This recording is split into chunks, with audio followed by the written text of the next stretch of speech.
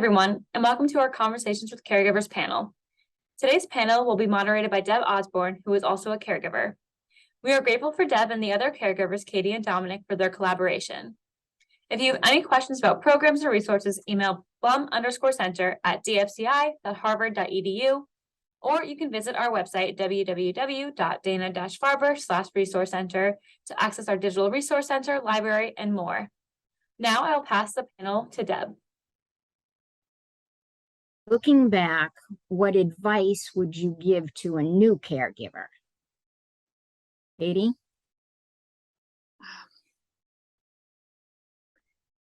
Let's go to Dom first on this one, actually. I don't mind starting if you. Thanks so much advice. Or maybe you, Deb.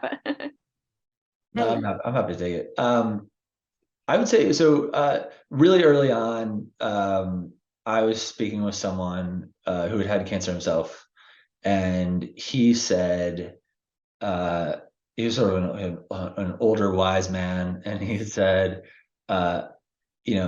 cancer brings out the best in people. They want to help, let them. And it was like this really cool thing. I still remember it, and I love that quote, and I completely agree with it. And we talked earlier about all the friends that we had that helped us, and how, just like how much that just helped, which it just helps, but also like just how much it meant to Em, to me. Really, it was really moving and meaningful, and I will remember that forever. I think. I think there's a tendency, particularly when you're first starting this as a caregiver, you're so focused on the person you're caring for. In each of our three cases, it was our partners, but whoever you're caring for, you're so focused on them, and on making sure they're getting the right treatment, and whether they need a second opinion or not, and all that kind of like blocking and tackling. You're not. I think it's easy not to sort of think about what you might need in place, not just for you, but for your person you're caring for your family, whoever else you're sort of taking care of in your day-to-day life.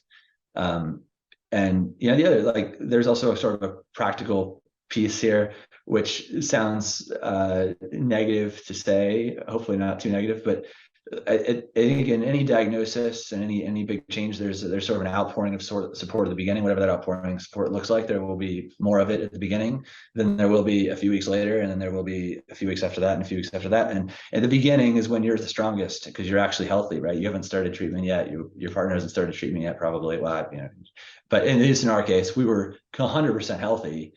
And even when we came out of that first appointment where it was like, hey, you need to start chemo on Friday, we went home and we're like, Em was like 100% healthy, very active, strong woman. Like there was nothing wrong with her. We weren't even sleep deprived. Like there was nothing wrong with that, either of us.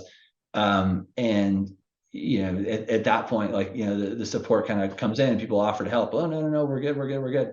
And then a month later, or even in our case, 5-6 months later, that's when you really need the help. And so I really would advise, accept it, even if you don't know what help you will need or you will want, put in place something, so then you can always pivot it later and say, hey, I know I had originally suggested you write a card to every time she does a chemo treatment, which, by the way, I didn't suggest that, but someone did that. One of her friends did that, which is an amazing idea. But you could make that suggestion to someone or whatever, and then if you decide that hey, actually meals would be really helpful or something, you can always pivot later. But it's harder to ask for help out of the blue. It's a lot easier when someone's offering in the beginning, and you can kind of say, oh, you know what, sure, I'll get back. Let me think about it, and I'll get back to you in a couple of days.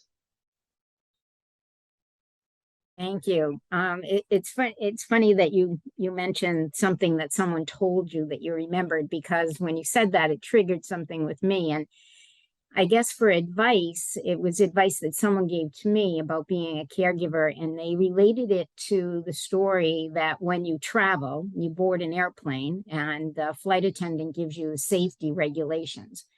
And one is about the oxygen mask. And what they always say is if you're traveling with a small child or someone who needs assistance, that you make sure you put that mask on yourself first before assisting that other person. And it applies to a caregiver, because if you're not taking care of yourself, then you're unable to take care of that person that you love. So it's something, like you said, Dawn, that just I always remember it, and it applies. So thanks. Katie? Yeah. No, totally. That's so funny, because I'm like, oh, that reminds me of this one thing that the social worker said that stuck with me. So I'll share that. And then I also remembered, what I came here prepared to say for this advice, but this wonderful advice that we had in balancing different relationships with different people is that our social worker took a piece of paper and drew a dot in the middle of it and said, this is Ryan, this is the patient. Drew a little circle around that and said, this is you, like me. Circle around that, this is Ryan's parents, Ryan's sisters, his family. Circle around that, like as just further of the people that his diagnosis would impact. And she said, if you follow the rule that you can only pour support in and get support from the outside, it will serve you really well. So meaning I found people further away from Ryan on that circle for my support, and we all poured in to him. And I thought that really stuck with me. As for the question of what advice to a new caregiver, I think no matter what the prognosis is, this is a moment of grief and tragedy in your life, good or bad. This is unexpected, and it's really hard to process. And you can think back to any trauma in your life, a parent's death, a first breakup, like any really bad trauma moment in your life, and time stops. It goes by so slow. Those first couple weeks I can think of a college boyfriend that broke up with me, and it was like a week of like this horrible pain, and every day was so long. And I think that cancer, the first diagnosis, if and when it does come back, death, all of that just puts you in this like little time capsule. And just know that you don't have to have all the answers all at once. It's going to feel like you want to, but you don't have to. You can wait a little while. The first priority should be getting people around you that you trust, whether that's your care team, especially, or a therapist, or just a friend that you really confide in. But you don't have to do it all at once. You don't have to do it the first week. You're in a time warp right now. I mean, I bet you half the people watching this, it's like 3 a.m. They've found our video, they've been diagnosed, their partner's been diagnosed, and they're looking for some answer right now. And just know that, time will speed back up, but right now it's not. Thanks, Katie. I think we're going to finish it up with one last question, so we'll move on to that. So after speaking today, what would you want someone to take away from our conversation? Tom, you want to start?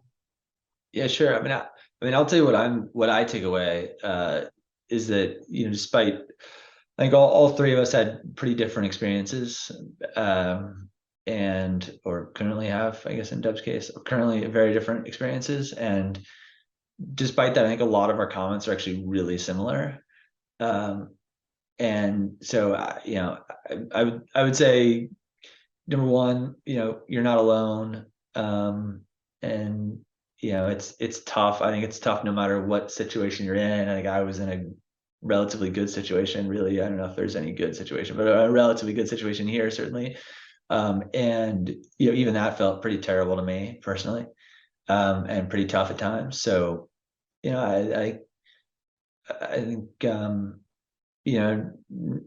that you're not alone, and that others have been through it before, and probably actually had potentially pretty similar experiences, and will come after and probably have similar experiences in the future too. And hopefully there's some comfort there, and I think with the resources that Dana has and that we've talked about before with one-to-one and others. Hopefully you can, connect with someone and do something for yourself along the way to kind of get yourself through it. And Katie? Yeah, two things. One is just that I hear Dom saying, ours was a good prognosis. Ours was, a better situation. And I just want to highlight that you shouldn't feel like you need to compare grief or tragedy to other people, because there's always going to be somebody that had it worse. Like, I can name you widows that their whole family died. There's always somebody that has it worse, and it doesn't take away from like the fact that it was really challenging for you guys and painful and real. Sure. No, I appreciate that. That's fair. As for take away from our conversation, I think it's just finding the right resources to help you. I haven't said it yet, but I'll say it really adamantly, especially going back to what Deb had said earlier in our conversations about, she finds strength in knowing everything about her husband's diagnosis, is that just don't Google. You need to find people that you trust. And by people, I mean oncologists who study this and make their life's work out of understanding your partner's disease. And you can scare the crap out of yourself on Google, and I've done it and I don't recommend it. But yeah, find the resource center. It's kind of why we're all here. We really support them, and there are people for you to connect with. There are ways for you to advocate for yourself, learn more about the diagnosis, or if you don't want to, you don't have to. You know yourself the best, but that's kind of what I would say. What about you, Deb? Actually, it's kind of funny, Katie, because when I took notes on the other questions, and I'm looking at the notes right now, and this is blank. And it's blank because I thought, well, I should fill it in with something philosophical or inspirational to end the video. And I decided that what I really needed was to speak from the heart. And I guess what I hope that people take away from this is that what Dom said, and Katie reiterated, you're not alone. There are other people, there are other resources that you can turn to.